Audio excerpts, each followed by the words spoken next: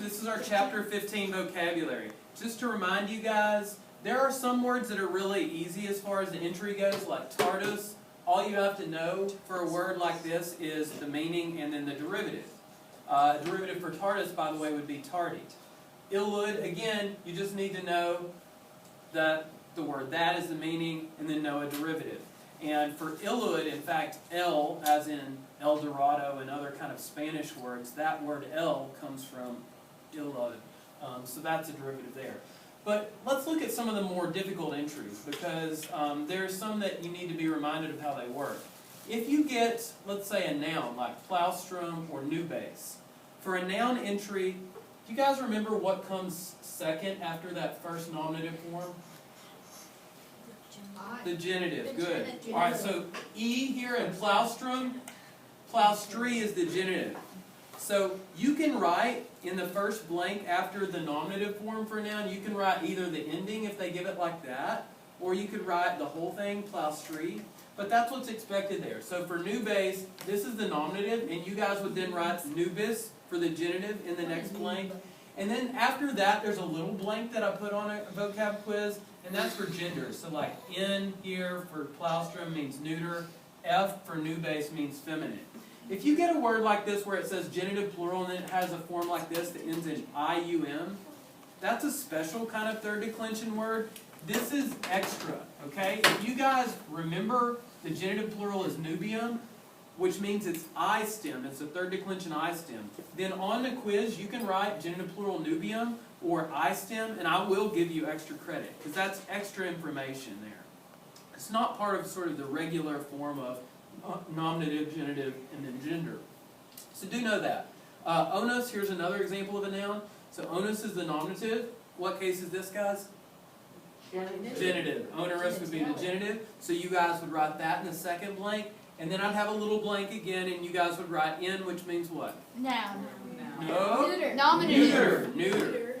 So the N, F, and M are gender. N is neuter, F is feminine, and if we had a masculine word, like say over here, this one actually can be masculine or feminine.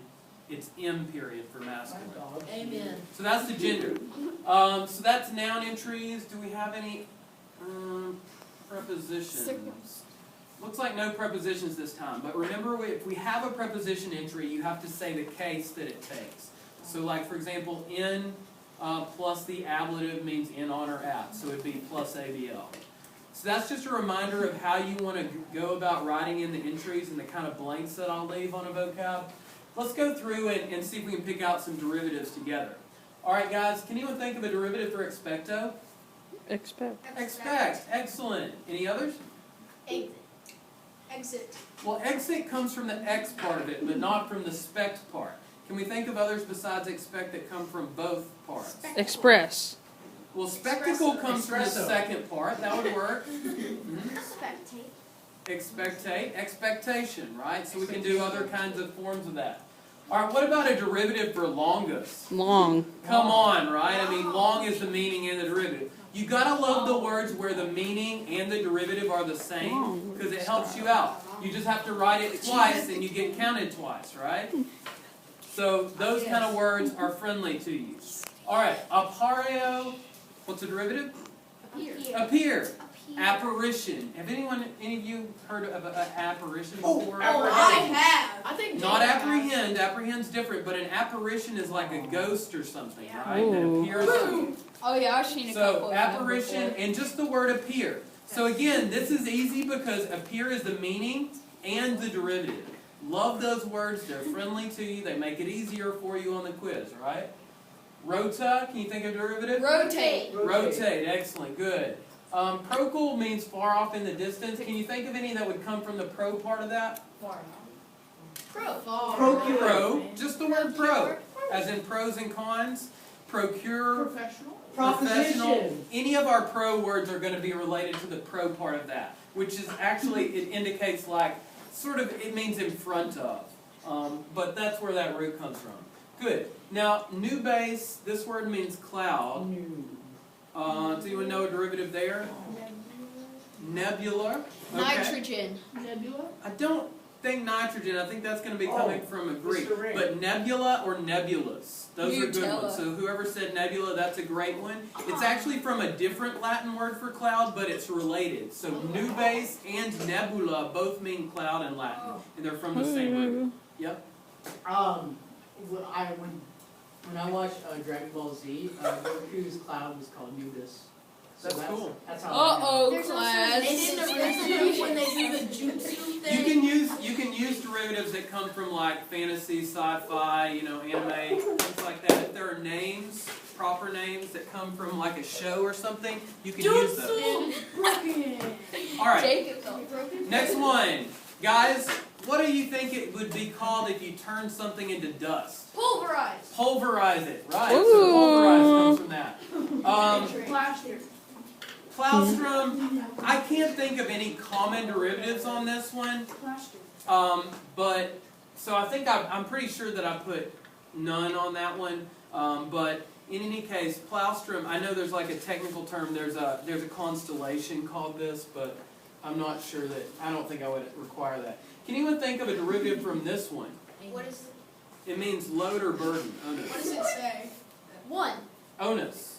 One. No, not one. No, that's uno. Unload. On. On. Uno. I'm on the way. Has anyone in here ever heard of the word onus in English? Uh-oh. What? Onus in English actually means a burden. It's more of a metaphorical burden in English, though, so we can actually use this word in English. Another thing is onerous. Have any of you ever heard of the word onerous before? Like An onerous task? Oh, like with honor? No, not that kind of honor. That's honor with an H. This is onerous. A difficult task. Yeah, it means difficult, okay? This is like, what do you call it, Mimbean kind of word, right?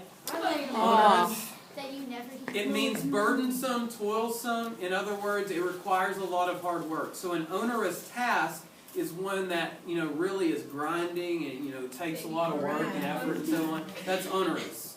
It might be onerous for you guys to remember all of the vocabulary and derivatives for this chapter. Oh. Probably not, but it might You're be. so clever. All right, derivative for TARDIS? Tardy. Tardy. Good. You're We tardy. already talked about L for this one. Criteria. Practice. Practice. No, not practice. Oh. This Criteria. pri part right here Bacteria. Criteria. means it's related to our Previous. word pre. Previous. Previous. Besides. Preposition. Practice. Okay, preposition and any of our pre words are actually going to be related to this part of it, but the closest things would be Pre-living. something like this. How about Preternatural. What about preposition? So things that are preternatural are sort of like outside of nature. They seem like they almost don't fit in with nature, that kind of a thing. It's not exactly supernatural, but it's kind of like that, this word. What about predisposition? Predisposition, any of our pre-words, again, are related to this part. But the closest words are going to be words that have the pre and the ter in there. So preternatural is a good example of that. What about present? Now, But, again, any of our pre-words. Next one, bos bois. This means cow. Can anyone think of a derivative that would come from this? Boss. Bovine. bovine. Joe Bon Jovi. Oh, and Taco Bell, they Bon have Boss Jovi. nachos, and they use beef. and- Guys, what does bovine mean? Cow. From a cow. Having to do with cows. Having From a to. cow. Good. So bovine growth hormones, right? Things like that.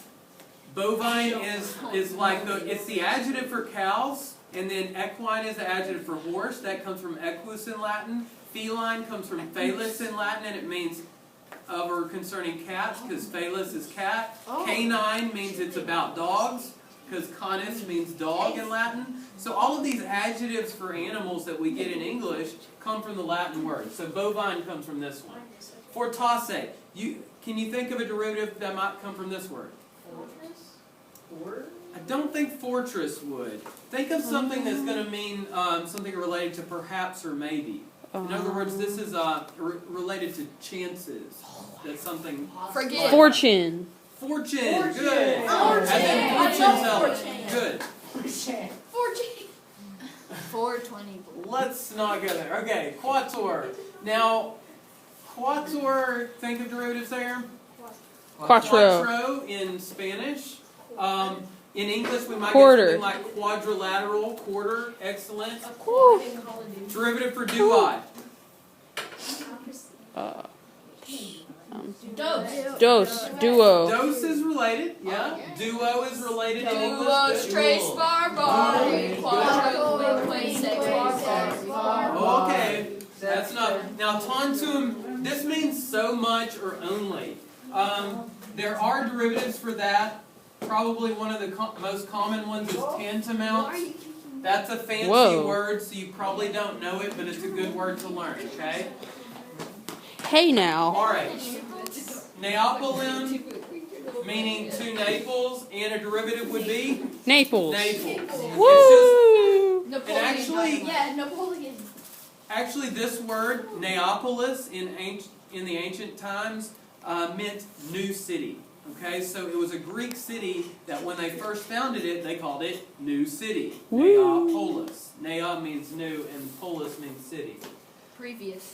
Same root here for this as we had up here. So again, preternatural would probably be the best. What Here's about another previous? one. Have any Ooh. of you ever? Again, previous has the pre, right? So that has part of the root in there. Have any of you ever heard this word, preterite? Preterite. I've heard it, but I don't know what it Okay, Oh, sure you preterite did. is sometimes used to describe past tenses. A past tense verb is sometimes called a preterite verb. Oh. Especially in Spanish, they might talk about a preterite tense or something like that. Some other foreign languages. We don't normally do that in Latin. We have like imperfect, imperfect, and so on. But preterite basically means past. So that's another one that you could use as a derivative for both this verb, which it comes directly from this, or also for this word. What about predator? Predator is from a different Latin root. Yep. It's from the movie, duh. Predicate has the pre part, so again it's from the pre part, but it doesn't have the preter part. So I would prefer one of the preter I could do ones, this but again, any of our pre words are somewhat related to that prefix there. Okay? is. Alright, thank you. Gracias. Gracias!